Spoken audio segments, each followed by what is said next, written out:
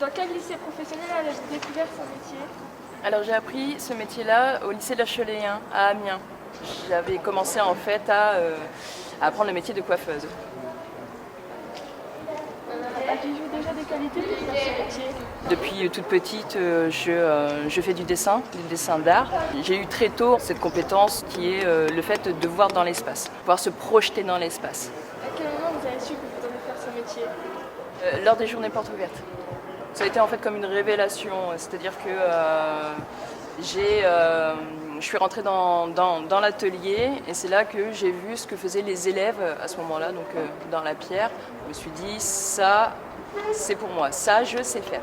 Quelles sont les compétences pour faire tailleuse de pierre? Je dirais avant tout être passionné et patient. Pour savoir si on aime ça et si on désire faire ça, eh bien, il faut essayer. Il faut essayer, puisque c'est la pierre. C'est pas le fait de tailler la pierre, en fait, qui sera compliqué d'une certaine manière. Ce sera le fait de sortir la forme que l'on veut, sans casser. Là, vous voyez, j'ai tracé 2 traits. L'idée, c'est de retirer donc la pierre, faire ce qu'on appelle un chanfrein et ne pas dépasser les traits. Les roches calcaires sont chez nous dans les Hauts-de-France, un peu partout en France aussi, mais beaucoup dans le Nord seront utilisées pour la construction des monuments historiques. Enfin, pour la restauration plus exactement. Est-ce que vous vouliez faire ce métier toute votre vie? Je souhaite travailler plus exactement la matière, donc la pierre, toute ma vie, oui. Pas forcément pour la construction. En fait, ce que je désire faire, ce serait plus de la médiation pour pouvoir créer des vocations. Je ne tape pas fort. Là, le geste, il est super important. Le geste du poignet, vous voyez que je suis comme ça, en train de taper. Je ne suis pas comme ça, voilà quoi. Ok? Donc on y va doucement. Et puis, on reste entre les 2 lignes. Ça marche? Jennifer, qu'est-ce qui vous a donné? Tout à l'heure, vous nous avez dit comme quoi vous avez continué vos études après votre CAP. Qu'est-ce qui vous a donné envie de continuer? Je me suis dit, avant de rentrer dans le monde du travail, ce serait bien que j'en sache un petit peu plus. Je venais de terminer mon CAP de tailleur de pierre. La pierre travaillée, c'était essentiellement donc du calcaire. Le calcaire qui est donc une pierre qui est relativement tendre. Là, j'avais l'opportunité de pouvoir apprendre ensuite donc, le métier de graveur. Et dans le métier de la gravure, en fait, on va travailler des pierres marbrières, telles que des granites et des marbres. Et ce sont des pierres en fait qui sont extrêmement dures. C'est pas trop mal, mais regarde, tu vois là, il y a encore 1 millimètre, un peu plus d'1 millimètre à retirer. Donc il faudrait revenir encore dessus. Là, tu vois, on a de la bosse. Donc là, en fait, l'idée c'est vraiment d'avoir quelque chose de parfaitement plat. Et là, on voit que par rapport aux 2 traits là qu'on a fait, là, on voit que on a de la bosse. Donc, là où il y a des bosses, en général, c'est là où la pierre est un peu plus dure. Voilà, parce qu'on n'a pas la même dureté partout dans le bloc. Est-ce que c'est difficile d'être précis? Si je vous donne les outils comme ça dans les mains maintenant, vous allez faire de votre mieux. C'est la première fois que vous allez toucher les outils. Mais une fois qu'on a bien les outils en main, on sait comment les utiliser. Là, du coup, la précision va venir avec. D'accord, c'est pas un don quoi, on n'est pas né avec. Tout à fait. Moi, personnellement, pour être hyper précise, il m'a fallu 2 bons mois. Travailler avec éclat. Théo, c'est dur d'être précis? Bah un peu ouais, c'est... faut avoir le geste, mais comme elle a dit Jennifer, ça a été avec le temps que ça va venir. Ok, d'accord.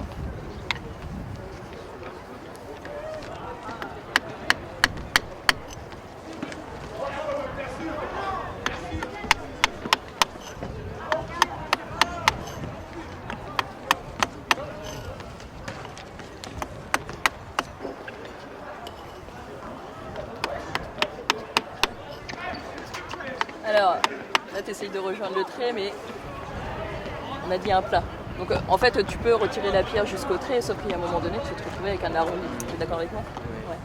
Donc, l'angle du ciseau, vas-y, remets le ciseau sur la pierre. L'angle du ciseau, il est super important. Hein, voilà. Là, en fait, tu pourrais reprendre ici et essaye de te concentrer en fait sur le milieu de la surface en fait, que tu dois retirer. Alors c'est un peu mieux. Ouais, fais attention, tu manges là. Alors tu vois, c'était mieux, mais du coup, en fait, tu dois regarder partout. En fait, il y a tes sens en fait qui doivent parler. Voilà. Lors d'un événement où mon travail et celui d'un collègue étaient exposés, il y a un papa et son fils qui arrivent, dit comme ça à son petit garçon, regarde, ici on a un travail qui a été fait à la main et ici on a un travail qui a été fait à la machine.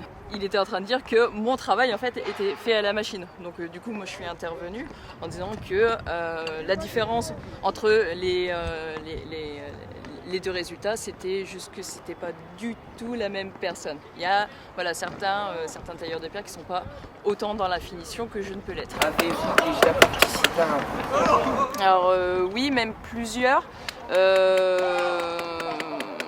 5 en tout. J'en ai gagné 2 et celui qui m'a le plus marqué, c'est celui des Olympiades des métiers. D'accord.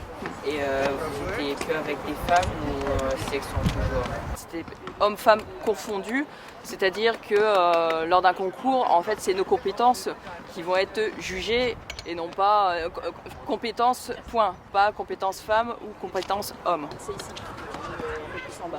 On va ici, fais attention parce qu'on est proche du trait. C'est quoi votre œuvre la plus fière? Celle dont je suis le plus fière, c'est une colonne de temple. En fait, ouais, c'est ça. C'est les dernières choses que j'ai réalisées. Donc, c'est une colonne qui faisait que 2 mètres de haut, mais lorsque j'ai réalisé en fait le chapiteau qui est donc style corinthien avec plein de petits détails de feuilles d'acanthe.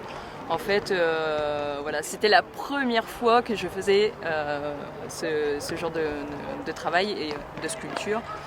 Et j'ai mis 6 mois pour faire le chapiteau. Et effectivement, arrivé au bout, voilà, je me suis dit, ça c'est cool quand même.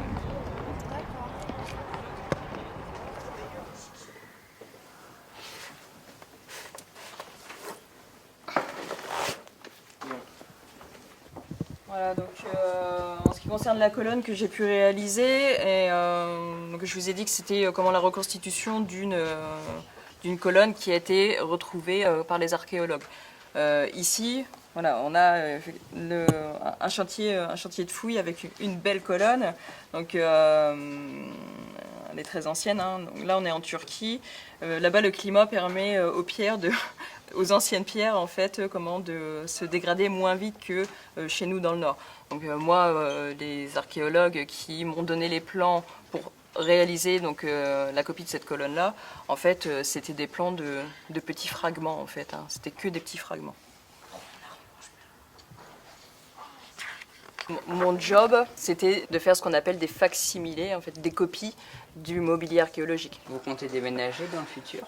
Donc il est question que j'aille dans le Cantal. J'ai dans l'idée de devenir auto-entrepreneur, donc d'être à mon compte.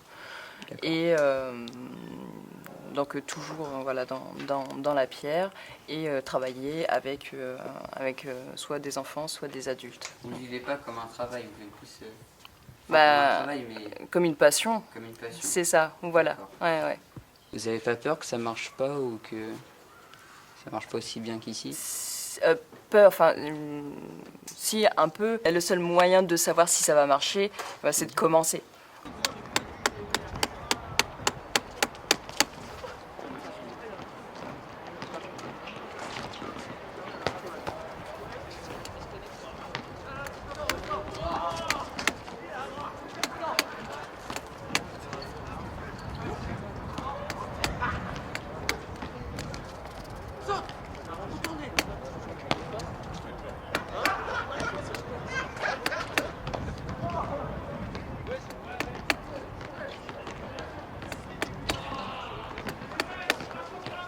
Çok çok